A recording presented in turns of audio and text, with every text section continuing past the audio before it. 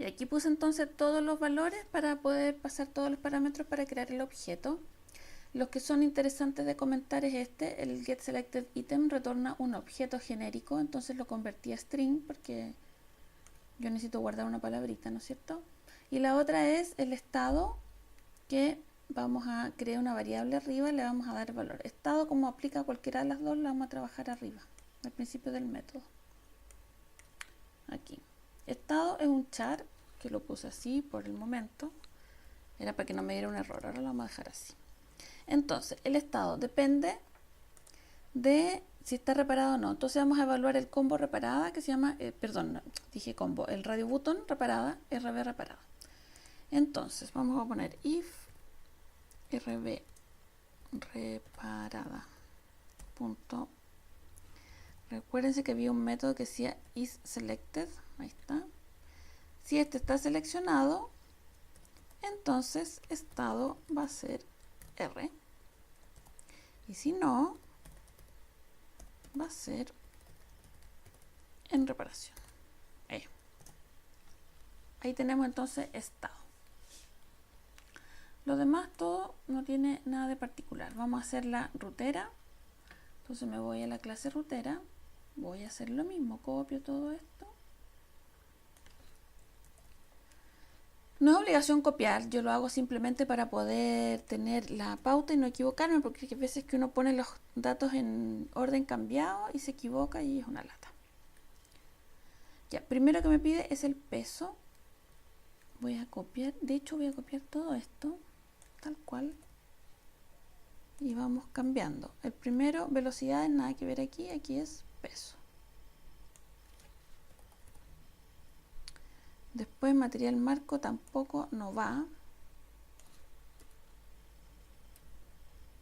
Y va el código. Y ahí va todo lo demás, queda igualito.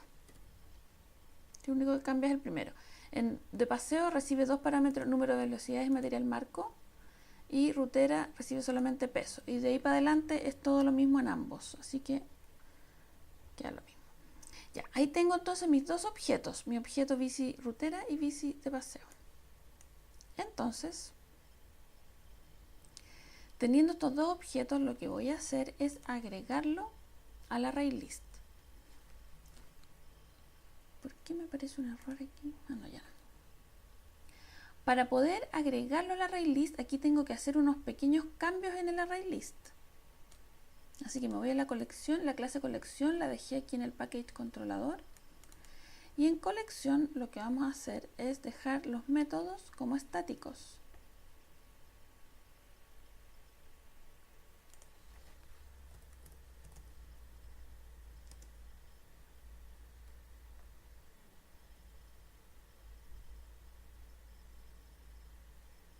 Ya me reclama porque existe código, también tiene que ser, si este es estático, el otro también tiene que ser estático. ¿Cierto?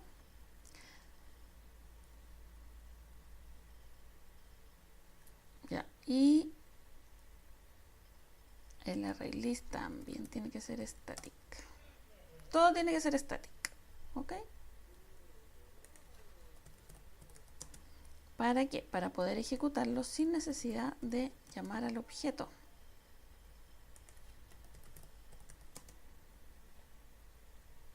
Ahí estamos.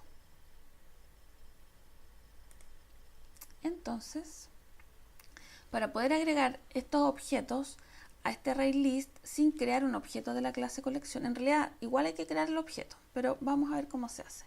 Nos vamos a ir al menú principal, acá, y vamos a crear en el código un atributo de la clase que sea de tipo colección.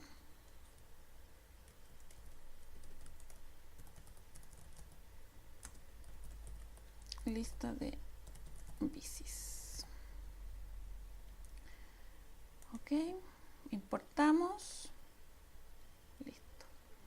Y en el constructor del menú, antes de llamar a los componentes, lista de bicis igual new colección. Llamamos al constructor de la clase. Eso tenemos que hacerlo sí o sí siempre, aunque después no vamos a ocupar esta lista de bicis, pero hay que hacerlo para que se inicialice el array list, si no es imposible agregar los datos. Volvemos ahora entonces al botón agregar y aquí, una vez que tenemos creado el objeto, vamos a decir colección, que es el nombre de la clase, punto agregar bicicleta.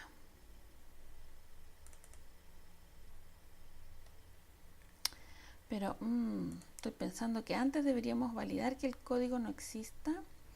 Este método de agregar bicicleta valida, pero va a tirar, si es que no existe, va a tirar un mensaje en la consola y va a quedar muy feo.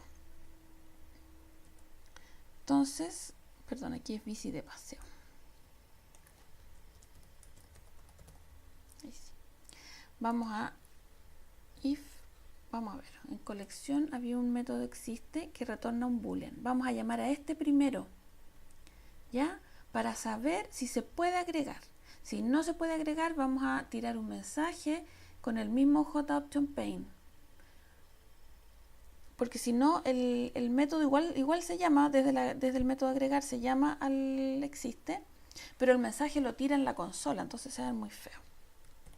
Entonces, colección punto, lo escribí mal, colección punto existe código, y tengo que pasarle el código. ¿De dónde saco el código?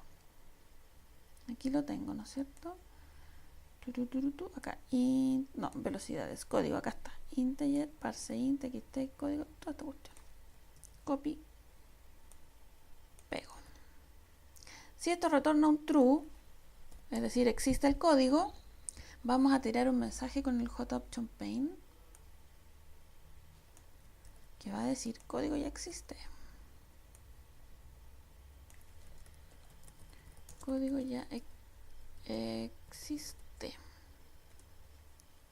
Y en el else, en el caso que nos devuelva un false, vamos a ejecutar esta línea. Agregar la bici de paseo a la colección. Y en el otro voy a copiar esto y en la bici rutera vamos a hacer exactamente lo mismo. La diferencia es que aquí en vez de bici de paseo, bici rutera. Ahí está. Entonces ahí podemos crear objetos y agregarlos. Vamos a probar. Ejecutamos un menú. Agregar y vamos viendo. Ya selecciono bicicleta. Aquí tenemos un error. Ya, lo voy a revisar, lo voy a corregir y les digo qué pasó. Bueno, ahí corregí las validaciones, las puse, las que eran integer, las validé 2 veces. Primero que ingrese y después que sea mayor a 0.